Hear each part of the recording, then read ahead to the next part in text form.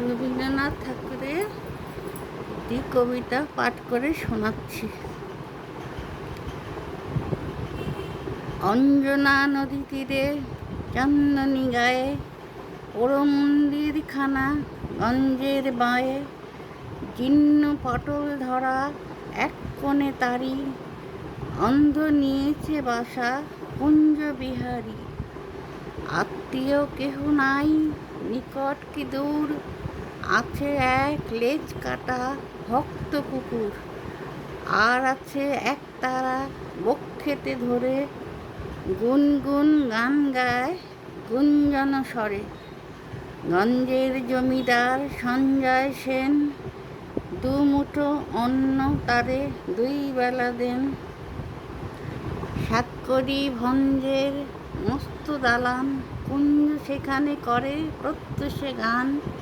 হরি হরি রব ওঠে অঙ্গন মাঝে, বনবনি ঝনঝনি খঞ্জনি বাজে।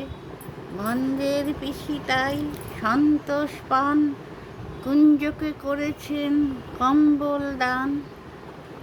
চিড়ে মুরগিতে তার ভরি দেন ঝুলি, পৌষে খাওয়ান ডেকে মিঠে পিঠে পুলি।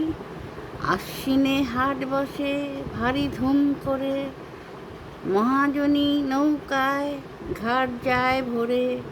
হাঁকাহাঁকি ঠেলাঠেলি মহা শোরগোল, পশ্চিমী মাল্লারা বাজায় মাদল। বোঝা করে মন্থর চলে গরু গাড়ি, চাকাগুলো ক্রন্দন করে রাগ ছাড়ি। কল্লোলে কোলাহলে জাগে এক ধ্বনি, অন্ধের কণ্ঠের গান আগমনী। সেই গান মিলে যায় দূর হতে দূরে, শরতের আকাশেতে সোনার রোদ্দুরে। আমি রবীন্দ্রনাথের কবিতাটি পড়ে শোনালাম, খুব ভালো লাগে।